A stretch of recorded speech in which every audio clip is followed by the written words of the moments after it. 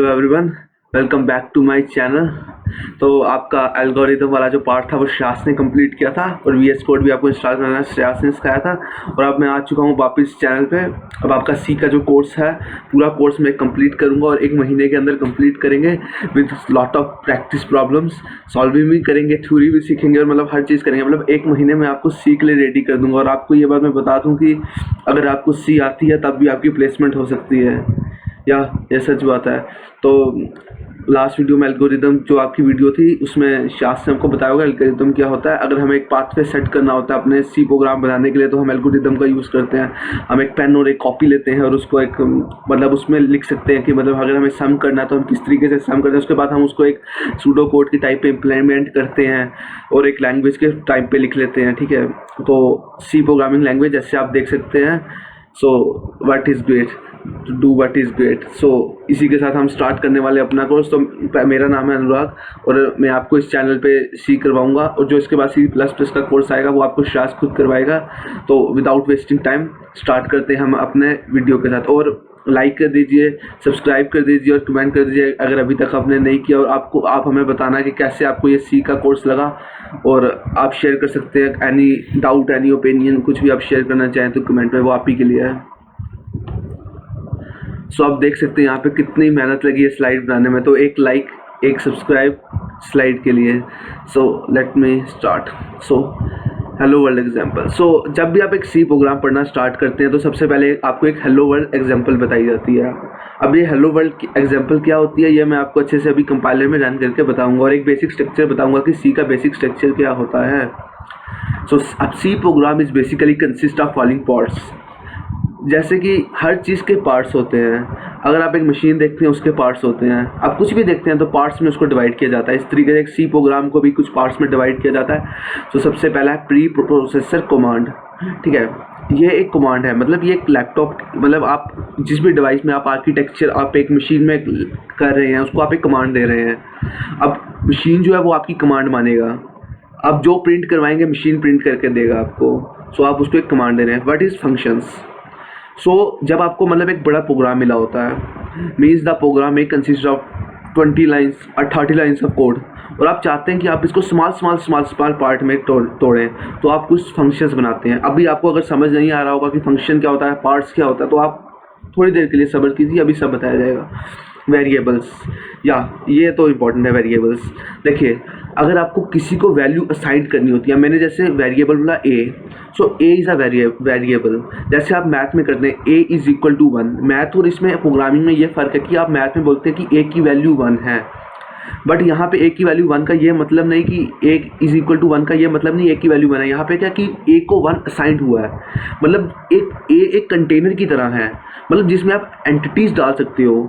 आप अगर स्टार्टिंग में ए को 1 डाल सकते हो तो आप बाद में ए को 2 भी डाल सकते हो, और जो मतलब सबसे लास्ट में आपने डाला होगा ए में एंटिटी वही आएगी। मतलब आप अगर एनालॉगर लेना चाहें तो आप ऐसा बोल सकते हैं कि एक कंटेनर है, अ सेट ऑफ, एक कंटेनर दिया है और आपके पास कुछ सेट ऑफ एंटिटीज़ हैं, आपने उस एंटिटीज़ को उस कंटेनर के अंदर डाला है, ठीक है। और जो कंटेनर है वो आपका वेरिएबल है, और जो आपकी एंटिटीज़ है वो आप वैल्यू होगी जो आप कंटेनर के अंदर स्टोर करोगे, ठीक है।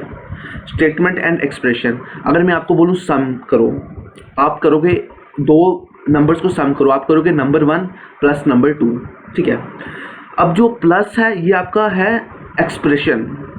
Yes, A plus B is an expression, कि आप किसी चीज़ को, 2 चीज़ों को आप ऐड कर रहे हो तो वो हो गया आपका एक्सप्रेशन, ठीक है। स्टेटमेंट्स, एक प्रोग्राम बनाने के लिए तो स्टेटमेंट्स तो आपको लिखनी पड़ेगी। जैसे मैं फॉर एग्जांपल एक स्टेटमेंट लिखूँगा माय नेम इज़ अनुराग, तो ये एक स्टेटमेंट हो गई, ठीक है। कमेंट्स, मतलब आप अगर चाहते हो कि आपका कंपाइलर किसी चीज़ को रीड ना करे, बिना देखे कंपाइलर आगे बढ़ जाए ताकि कोई एरर ना आए, तो इसलिए आप कमेंट यूज़ करते हो। ये कमेंट किस तरीके से यूज़ होता है आपको अच्छे से बताया जाएगा इसी वीडियो में।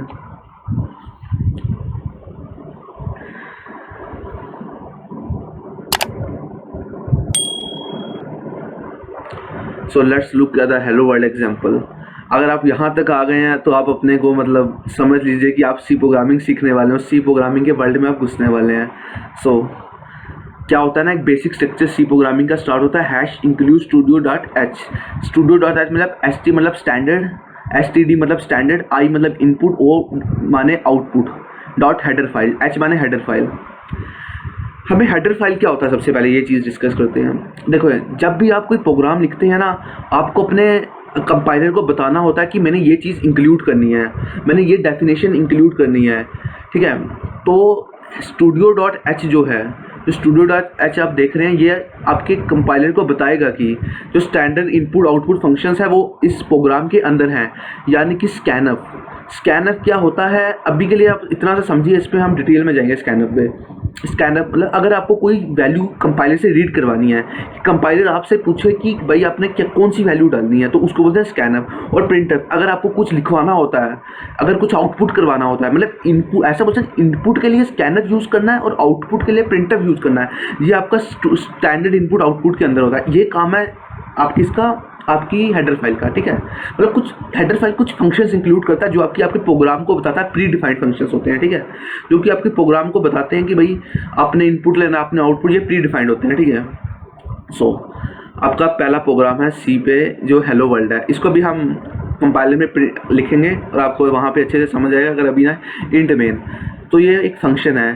तो अगर आप मल्टीपल फंक्शन यूज़ कर रहे हैं, मतलब आप अपने प्रोग्राम को तोड़ रहे हैं, तो भी अगर आप प्रोग्राम को स्मॉल प्रोग्राम में बनाएंगे, लेकिन जो मेन कंट्रोल आएगा वो आपका मेन फंक्शन के पास एट द एंड, ठीक है।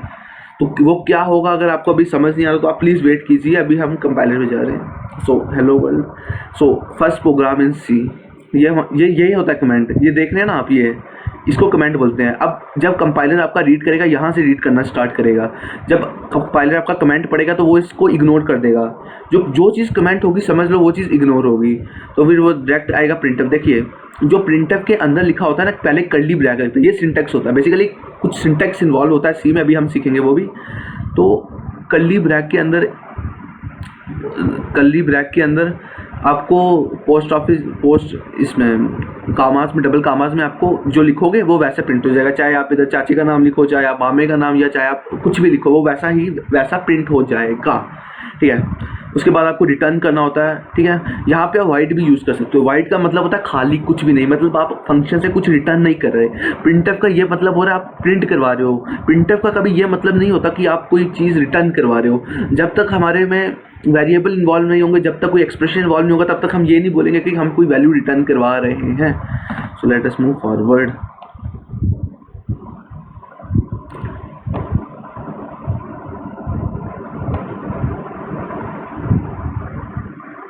सो हेडर फाइल, अब धीरे धीरे क्या करेंगे, मैंने आपको पहले छोटा छोटा हेडर फाइल क्या था मैंने आपको बताया था। अब बेसिकली आप थोड़ा सा डेफिनेशन के साथ पढ़ेंगे। फॉर एग्जांपल आप स्कूल में पढ़ते हैं तो आप ये भी लिख सकते हैं अपने एग्जाम में, ठीक है। चलिए स्टार्ट करते हैं।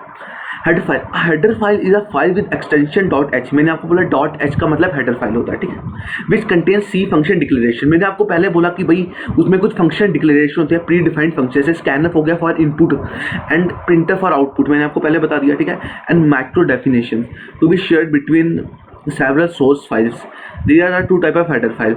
टोटल 2 टाइप्स की हेडर फाइल होती है। द फाइल डैश जो programmer rights, the file that comes with the compiler. देखिए जो स्टैंडर्ड इनपुट आउटपुट होता है, ये वो है कि जो कंपाइलर डिफाइंड है, मतलब जो कंपाइलर में आप लिखोगे और कंपाइलर को पता होगा।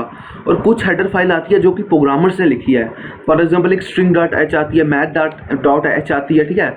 वो आपको आगे पढ़ाया जाएगा, अच्छे से बताया जाएगा। देखिए जब आप फॉर एग्जांपल कोई ऑनलाइन कंपाइलर सर्च करेंगे गूगल में, जब आप उसको खोलेंगे तो सबसे पहले आपको लिखा है स्टैंडर्ड इनपुट आउटपुट, तो मतलब है वो कंपाइलर के द्वारा, कंपाइलर के साथ आया है, ठीक है।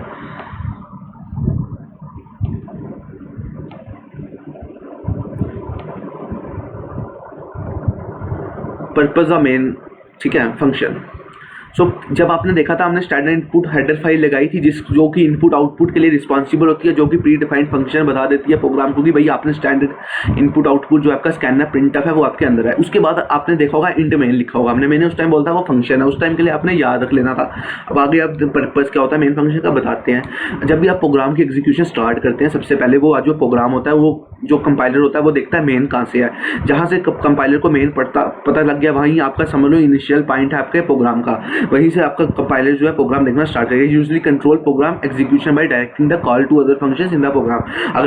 मैंने बोला अगर आप एक फॉर एग्जाम्पल एक बिल्डिंग है, अब बिल्डिंग के स्मॉल हिस्से हैं, तो जो कंट्रोल पूरी बिल्डिंग का होगा वो at the office of CE. आप एक ऐसा समझ सकते हैं कि एक भाई मल्टीनेशनल कंपनी है, ठीक है।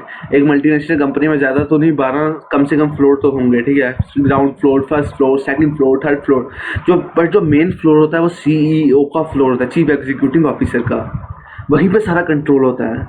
इसी तरीके से एक फंक्शन जब आप डिफाइन करेंगे तो कई फंक्शन बना सकते हो आप, स्मॉल पार्ट्स, बट जो मेन कंट्रोल होता है वो मेन फंक्शन के पास होता है, ठीक है। मैं आज समझ सकता हूँ कि आपको एनालॉजी इसका समझ आ गया होगा।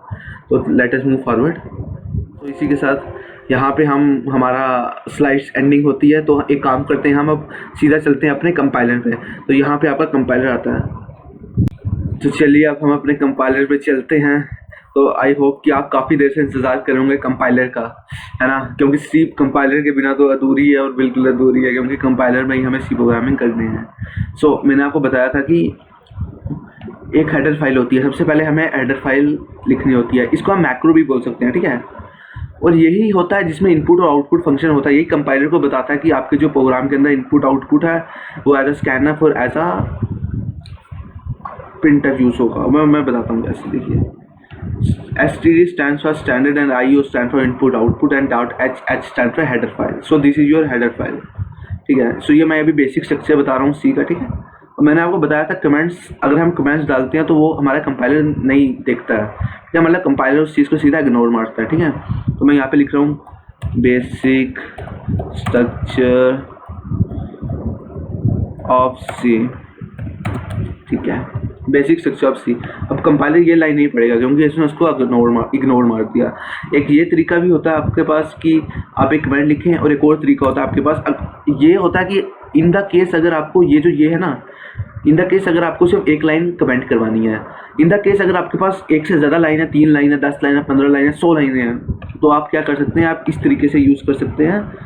ये आप ऐसे आप एक ये स्टार डाल सकते हैं, और आप इसके बीच लिख सकते हैं कुछ भी लिखिए, उसके बाद आप इसको इसी तरीके से स्टार डाल के क्लोज कर सकते हैं, ठीक है।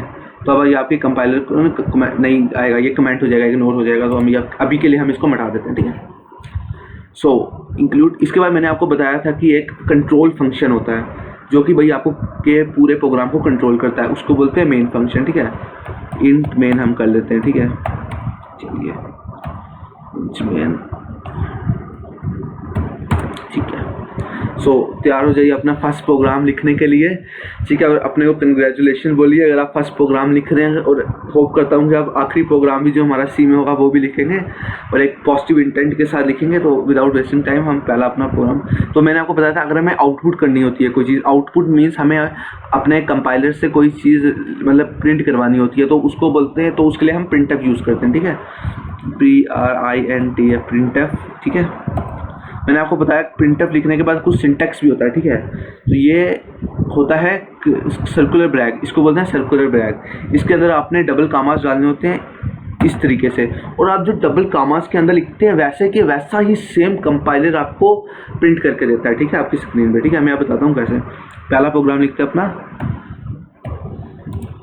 हेलो वर्ल्ड, WORLD, ठीक है, हेलो वर्ल्ड। सो हेलो वर्ल्ड मतलब कुछ आप इसके बीच कुछ भी लिखिए, यहाँ पे आप कुछ भी लिखिए, वैसा का वैसा ही कंपाइलर प्रिंट करके देगा आपको। ये आप चीज़ें याद रख लेना है। उसके बाद आपको मैंने बोला आपने रिटर्न करना होता है RETUR, रिटर्न 0, ठीक है। ये होता है basic structure of C programming, ठीक है। ये सबसे बेसिक स्ट्रक्चर है सी प्रोग्रामिंग का, ठीक है। अब हम इसको रन करते हैं, देखते हैं कंपाइलर क्या प्रिंट कर रहा है। तो आप देख सकते हैं हेलो वर्ल्ड प्रिंट हो चुका है स्क्रीन पे। तो ये था आपका फर्स्ट प्रोग्राम सी प्रोग्रामिंग में, ठीक है। अब मैंने आपको कुछ चीज़ें जो बताई थी मैं अभी आपको यहाँ पे भी बता देता हूँ, ठीक है। देखिए ध्यान से, मैंने आपको बोला था कि अगर आपको अपने फंक्शन से मतलब आपको प्रोग्राम से कोई रिटर्न नहीं करना है, मीन्स आपको कोई इंटीजर, कोई फ्लोटिंग मीन्स आपको कोई डेसिमल, आपको कुछ और रिटर्न नहीं करना, तो फिर आप एक काम कर सकते हैं, इस इंट की जगह वॉइड भी लगा सकते हैं। वॉइड मतलब खाली, कुछ भी नहीं। वॉइड में होता है एम्प्टी, मीन्स अगर आपको एक एम्प्टी कोई चीज़ दी है जिसमें कुछ भी नहीं है तो उसको वॉइड है। तो अगर वॉइड है तो इसका ये मतलब आपको कुछ रिटर्न नहीं करना, तो आप यहाँ से रिटर्न भी हटा सकते हैं।